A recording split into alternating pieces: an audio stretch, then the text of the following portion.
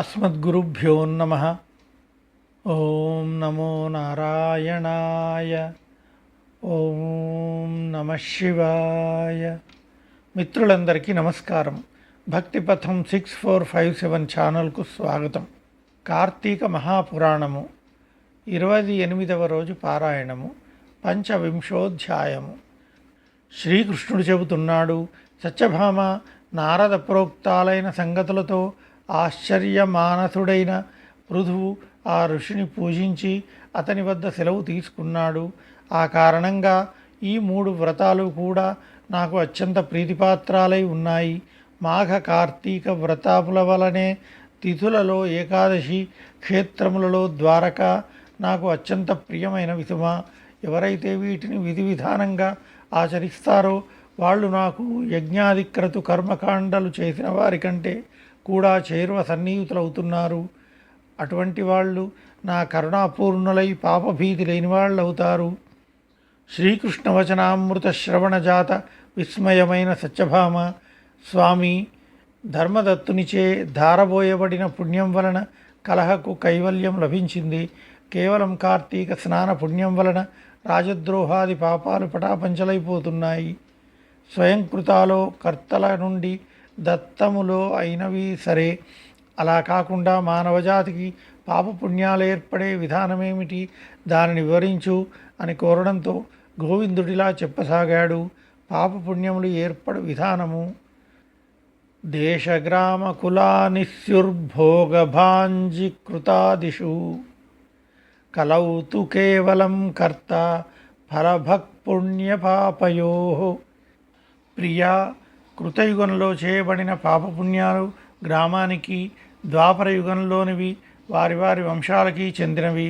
కలియుగంలో చేయబడిన కర్మఫలం మాత్రం కేవలం ఆ కర్తకొక్కడికే సిద్ధిస్తుంది. సంసర్గరహిత సమాయత్తములయే పాప పుణ్యాలను గురించి చెబుతాను విను. ఫలాపేక్ష కలిగిన మానవుడు ఒక పాత్రలో భుజించడం వలన, ఒక స్త్రీతో రమించడం వలన కలిగే పాప పుణ్యాలను తప్పనిసరిగాను సంపూర్తిగాను అనుభవిస్తున్నాడు. వేలాది బోధనల వలన, యజ్ఞము చేయడం వలన, పంక్తి భోజనం చేయడం వలన కలిగే పాపపుణ్యాలలో 4వ వంతును మాత్రమే పొందుతున్నాడు. ఇతరుల చేయబడే పాపపుణ్యాలను చూడడం వలన, తలంచుకోవడం వలన అందులోని 100వ భాగాన్ని తాను పొందుతున్నాడు. ఇతరులను దూషించేవాడు, తృణీకరించేవాడు, చెడుగా మాట్లాడేవాడు, పితూరీలు చేసేవాడు, వీడు ఇతరుల పాపాలను తాను పుచ్చుకొని పుణ్యాన్ని జార విడుచుకుంటున్నాడని తెలుసుకో. తన భార్య చేతనో, కొడుకు చేతనో, శిష్యుని చేతనో తప్ప ఇతరుల చేత సేవలు చేయించుకున్నట్లయితే తప్పనిసరిగా వారికి తగినంత ద్రవ్యమును ఇచ్చి తీరాలి. అలా ఇవ్వనివాడు తన పుణ్యంలో సేవానురూపమైన పుణ్యాన్ని ఆ ఇతరులకు జార విడుచుకున్నవాడవుతున్నాడు. పంక్తి భోజనాలలో భోక్తలలో ఏ లోపం జరిగినా ఆ లోపం ఎవరికి జరిగిందో వారు యజమానుల పుణ్యంలో 6వ భాగాన్ని హరించిన వారు అవుతున్నారు. స్నాన సంధ్యాదులు ఆచరిస్తూ ఇతరులను తాకినా, ఇతరులతో పలికినా వారు తమ పుణ్యంలో 6వ వంతును ఆ ఇతరులకు కోల్పోతారు. ఎవరి నుండి అయినా యాచన చేసి తెచ్చిన ధనంతో ఆచరించిన సత్కర్మ వలన కలిగే పుణ్యం ధనమిచ్చిన వాడికే చెందుతుంది. కర్తకు కర్మఫలం వినా మరేమీ మిగలదు. దొంగిలించి తెచ్చిన పరద్రవ్యంతో చేసే పుణ్యకర్మ వలన పుణ్యం ఆ ధనం యొక్క యజమానికే చెందుతుంది తప్ప ఈ కర్మఠునికి దక్కదు. రుణశేషం ఉండగా మరణించిన వారి పుణ్యంలో శేష రుణానికి తగినంత పుణ్యం రుణదాతకు చెందుతూ ఉంది. పాపం కానీ పుణ్యం కానీ ఫలానా పని చేయాలనే సంకల్పం కలిగినవాడు, ఆ పని చేయడంలో తోడ్పడేవాడు, దానికి తగినంత సాధన సంపత్తిని సమకూర్చినవాడు, ప్రోత్సహించేవాడు తలా ఒక 6వ వంతు ఫలాన్ని పొందుతారు. ప్రజల పాప పుణ్యాలలో రాజుకు, శిష్యుని వాటిలో గురువునకు, కుమారుని నుండి తండ్రికి, భార్య నుండి భర్తకు 6వ భాగం చేరుతుంది. ఏ స్త్రీ అయితే పతిభక్తి కలదై నిత్యం తన భర్తను సంతోషపెడుతుందో ఆ స్త్రీ తన భర్త చేసిన పుణ్యంలో సగభాగానికి అధికారిని అవుతుంది. తన సేవకుడో కొడుకో గాని ఇతరుని చేత ఆచరింపచేసిన పుణ్యాలలో తనకు 6వ వంతు మాత్రమే లభిస్తుంది.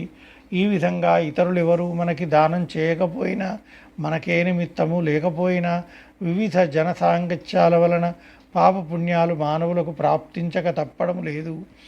అందువలననే సజ్జన సాంగత్యం చాలా ప్రధానమని గుర్తించాలి. ఇందుకు ఉదాహరణగా ఒక కథ చెబుతాను విను. పంచవింశోధ్యాయ సమాప్త. షడ్వింశోధ్యాయ. ధనేశ్వరుడి కథ. సత్సాంగత్య మహిమ. బహుకాలం పూర్వం అవంతిపురంలో ధనేశ్వరుడనే బ్రాహ్మణుడు ఉండేవాడు.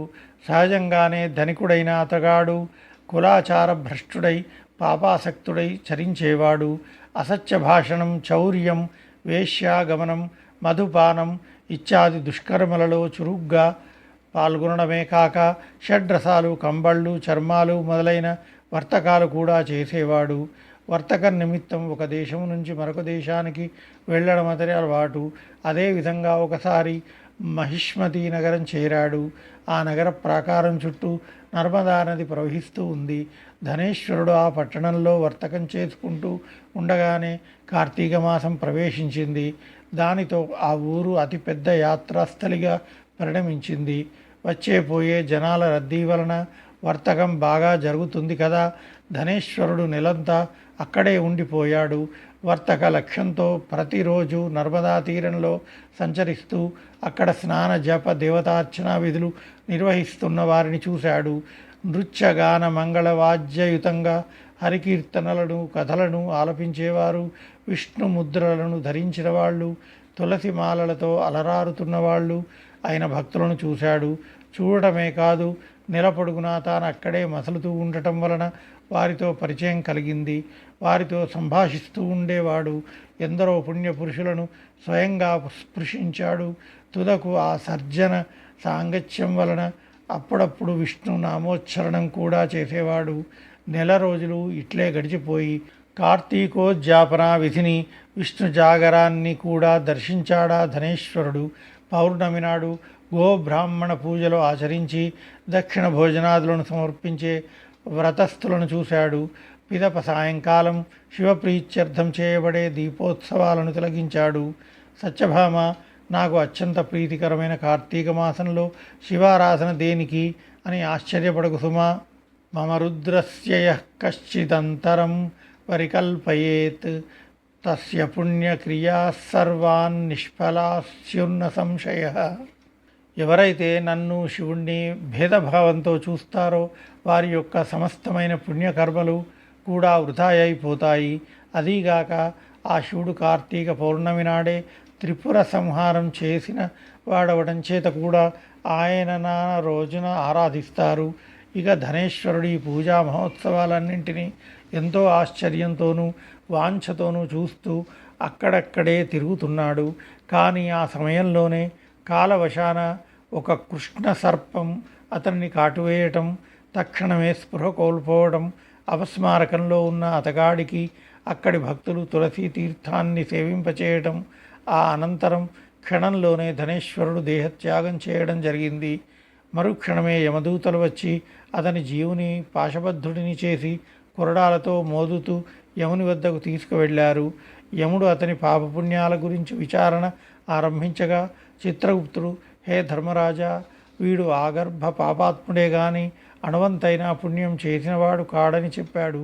ఆ మాట మీద దండధరుడు తన దూతల చేత ధనేశ్వరుడి తలను చితుగ్గా కొట్టించి కుంభీపాక నరకంలో వేయించాడు.